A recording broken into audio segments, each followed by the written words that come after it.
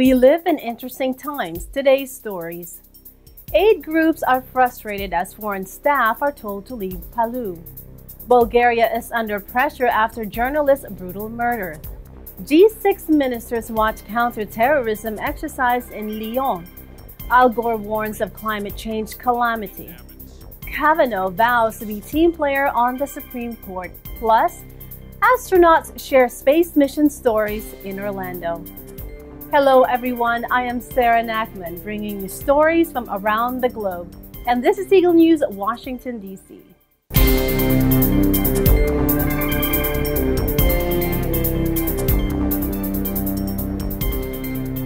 Indonesia on Tuesday told foreign aid workers their help was not needed in disaster-ravaged Palu and they should go home, frustrating relief efforts after a quake tsunami killed more than 2,000 people. Foreign teams on the ground were told new rules barred them from searching for the dead in hard-hit parts of Palu, where thousands are missing since the September 28 twin disaster. Indonesia initially refused international help, but President Joko Widodo reluctantly agreed to allowing overseas aid once the picture became clearer on Sulawesi Island. Foreign aid poured into the ravaged city of Palu, where authorities believe 5,000 people could be missing and 200,000 survivors desperately need food, water, and other life-saving supplies. But international search and rescue teams were prevented Tuesday from accessing hard-hit parts of Palu, where thousands are believed to be buried underneath rubble.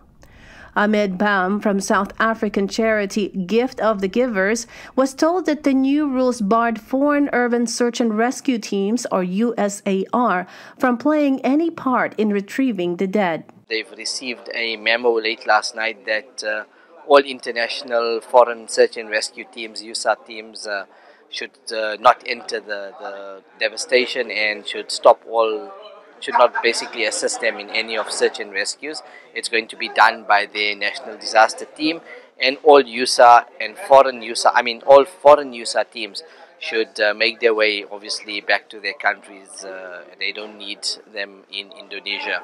Their 27-strong team arrived in Palu 3 days ago from Johannesburg, but days of delay frustrated their wish to join the search for the dead. There seemed to be, I wouldn't say red tape, but there was just like, you can't work here, you can't do this, you can't do that. You know, it's something we haven't experienced in other major disasters like this.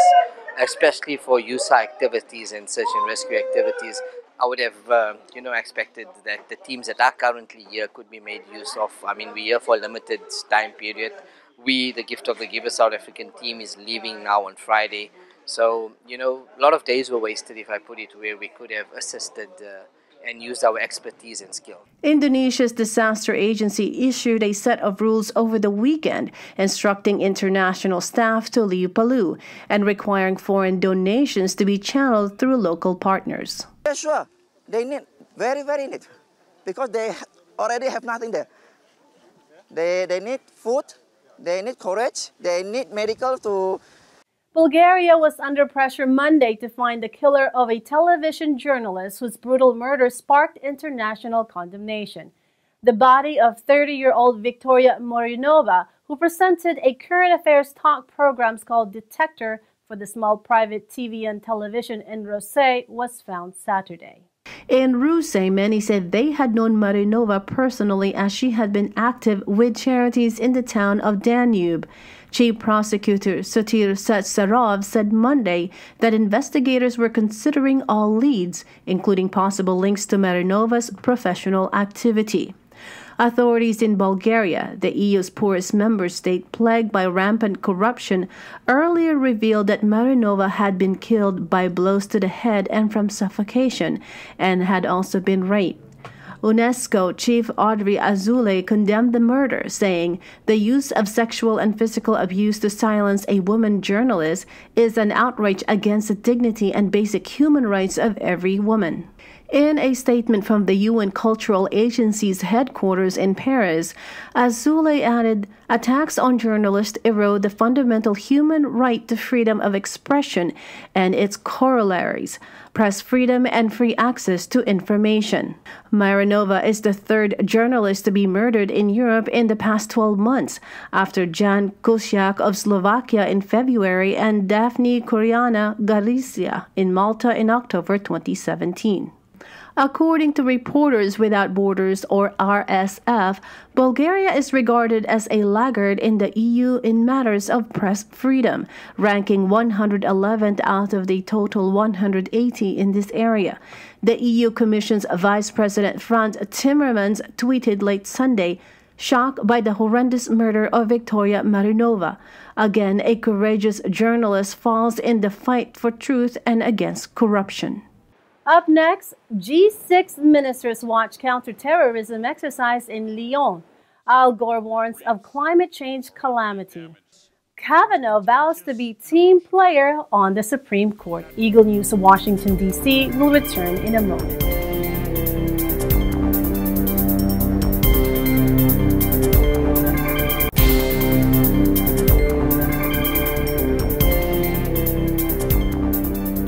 Welcome back. You are watching Eagle News, Washington, D.C.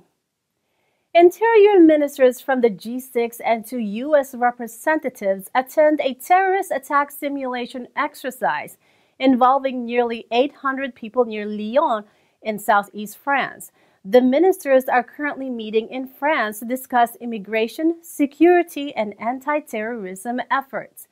Italian leader Matteo Salvini on Monday to drop his posturing on immigration and help find a European response to the issue. Salvini, Italy's powerful interior minister and deputy premier, has singled out French President Emmanuel Macron for criticism in recent weeks, as well as other EU leaders he considers too soft on immigration.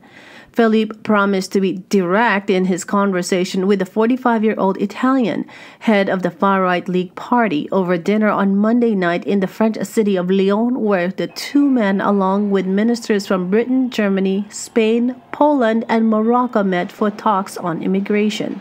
Philippe said he rarely uses the same words or the same vocabulary as Salvini, but that doesn't stop him from being direct as well. Philippe hopes that they will have a frank and direct exchange. Philippe's statement came amid open conflict between the new populist Italian government led by Salvini and the head of the Five-Star Movement, Luigi Di Maio, and Macron's centrist administration in Paris.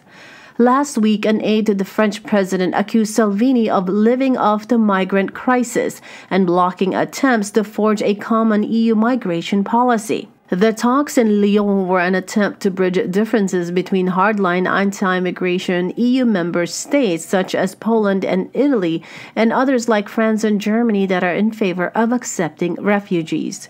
The gathering on Tuesday focused on efforts to combat terrorism, precedes a larger meeting of European interior ministers in Luxembourg on Friday. Morocco's Interior Minister Abdoullahfdi Laftit was also invited to the talks amid rising concern in Europe about the increasing number of migrants heading to Spanish territory via Morocco. Spain has become the biggest port of entry for illegal migration into Europe. The issue of returning Moroccan migrants to their home country, particularly thousands of unaccompanied minors in Spain and France, was discussed on Monday night.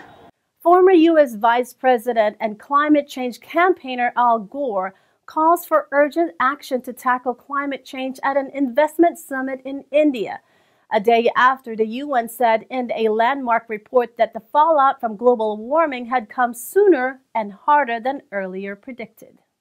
50% of all the living species on this planet are at risk of extinction in this century. The coral reefs are already damaged and are at risk of completely disappearing.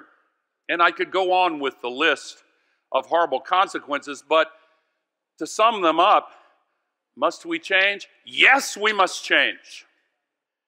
We must change. We can change. I believe that we will change because it is the right thing to do and because that is who we really are as human beings. The UN said Monday in a landmark report that warns time is running out to avert disaster. Avoiding global climate chaos will require a major transformation of society and the world economy that is unprecedented in scale. Earth's surface has warmed 1 degree Celsius or 1.8 degrees Fahrenheit, enough to lift oceans and unleash a crescendo of deadly storms, floods, and droughts, and is on track toward an unlivable 3 degrees Celsius or 4 degrees Celsius rise. The Intergovernmental Panel for Climate Change, or IPCC, reported with high confidence at current levels of greenhouse gas emissions, we could pass the 1.5 Celsius marker as early as 2030 and no later than mid-century. Deborah Roberts, head of the Environmental Planning and Climate Protection Department in Durban, South Africa, and an IPCC co-chair, said the next few years are probably the most important in human history. A summary for policymakers of the 400-page tome underscores how quickly global warming has outstripped humanity's attempt to tame it, and outlines options for avoiding the worst ravages of a climate-addled future. Jim Skia, a professor at Imperial College, London Centre for Environmental Policy and an IPCC co-chair, said at a press conference, quote, "We have done our job. We have now passed on the message. Now it is over to governments. It's their responsibility to act on it." Before the Paris Agreement was inked in 2015, nearly a decade of scientific research rested on the assumption that 2 degrees Celsius was the guardrail for a climate-safe world. The IPCC report, however, shows that global warming impacts have come sooner and hit harder than predicted. Jennifer Morgan, executive director of Greenpeace International, said, "Things that scientists have been saying would happen further in the future are happening now." According to the report, to have at least a 50-50 chance of staying under the 1.5 degrees Celsius cap without overshooting the mark, the world must by 2050 become carbon neutral. Lead coordinating author Miles Allen, head of the University of Oxford's Climate Research Program, said, "That means every ton of carbon dioxide we put into the atmosphere will have to be balanced by a ton of carbon dioxide taken out." Drawing from more than 6,000 recent scientific studies, the report laid out 4 pathways to that goal. The most ambitious would see a radical drawdown in energy consumption coupled with a rapid shift away from fossil fuels and a swift decline in carbon dioxide emissions starting in 2020.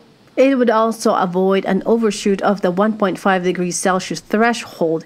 A contrasting pay-later scenario compensates for a high-consumption lifestyles and continued use of fossil fuels, with a temporary breaching of the 1.5 degrees Celsius ceiling. It depends heavily on the use of biofuels, but the scheme would need to plant an area twice the size of India in biofuel crops, and assumes that some 1,200 billion tons of carbon dioxide, 30 years' worth of emissions at current rates, can be safely locked away underground. New U.S. Supreme Court Justice Brett Kavanaugh insisted Monday he had no bitterness over his bruising nomination process, as he vowed to be a team player. The Supreme Court is a team of 9, and I will always be a team player on the team of 9.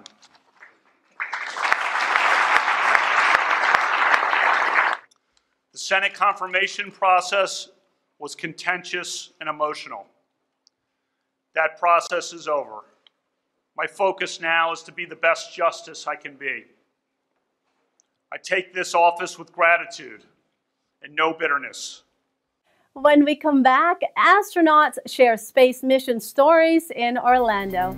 Eagle News, Washington, D.C. will return shortly.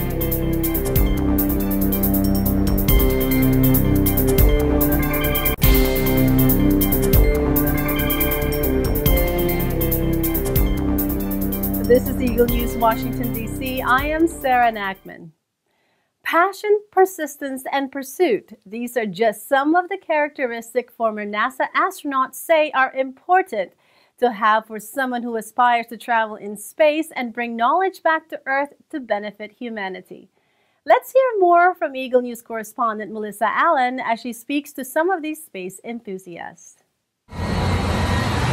The AIAA Space Forum, an event hosted by the American Institute of Aeronautics and Astronautics, gave the public a rare opportunity to meet and interact with former NASA astronauts who worked during the Space Shuttle program. Astronaut Chris Ferguson, who piloted the Space Shuttle Atlantis and was assigned as commander of the final mission of the Space Shuttle program, recalled how he was inspired to become an astronaut. And I think I was highly motivated by watching Neil Armstrong walk on the moon, which I think that happened when I was 6 or 7 years old. It must have stuck with me. And I do remember as a college freshman watching the very first space shuttle flight. And everybody gathered around the television to watch this thing called a space shuttle take off. And I don't know, maybe that was what cemented it for me. Astronaut Tony Antonelli, who served as pilot on 2 space shuttle missions to the International Space Station, was only 4 years old when his passion for outer space began. When I was young, we were still sending people to the moon. We flew the Apollo-Soyuz and the U.S.'s first orbiting laboratory, Skylab. And I just thought that was the coolest thing. I consider myself an explorer. I like to travel.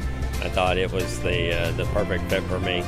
Ferguson and Antonelli offered some advice to those aspiring to pursue a career as an astronaut and talked about some key traits necessary to becoming one. Yeah, be passionate, be persistent, be politely persistent. If don't accept the answer no, lying down. If you're destined to do it, everybody gets told no the first time. Figure out what it takes to unlock the magical yes and continue to go for whatever it is you desire to be. The one is persistence, right? No one's perfect. Understanding that you're going to make mistakes and how you deal with those, right? So I don't get everything right. I get almost nothing right the first time, but I'm not the kind of guy that gives up, so I just keep trying. If it's something I want to figure out how to do, I just work hard at it until I figure it out. I think that's an important trait. Astronauts Antonelli and Ferguson explained why they believe that space exploration in this day and age is still worth pursuing. As humans, we have this innate desire to understand things that we don't understand, whether they're on the bottom of the ocean or the bottom of the South Pole. We always want to go, and I think that is just our DNA speaking to us. It's not a question of if we should go; it's a question of how soon should we go. And do I believe we were destined to become a multi-planet species? I'm not really sure, but boy, I'll tell you, it sure would be nice to set up a colony on the moon. And I can think of a few people in, say, maybe 50 years that would like to go to the moon as a part of their bucket list vacation. So, these kind of things are important to us as a species. And I believe there is still so much that we as humans don't know. And I think the way to learn it is to go and see and look and figure it out, right? So I believe there's all kinds of stuff out there in the universe that we don't yet know, and so I want to send us there to learn them, with the idea that we'll bring that knowledge back and it'll benefit all of humanity. NASA hopes to send humans to planet Mars by the 2030s. Perhaps someone here, or even some of you watching this, will help NASA make the next giant leap for mankind. Signing off from Orlando, I'm Melissa Allen, and always 1 with 25. Thanks, Melissa. That is today's Eagle News, Washington, D.C. Join us tomorrow for stories that matter to you. Visit our website at Eaglenews.PH and EagleNewsLive.com. Like us on Facebook. Also follow us on Twitter at twitter.com/EagleNewsPH. Thank you for watching. I am Sara Nachman, and I am 1 with 25.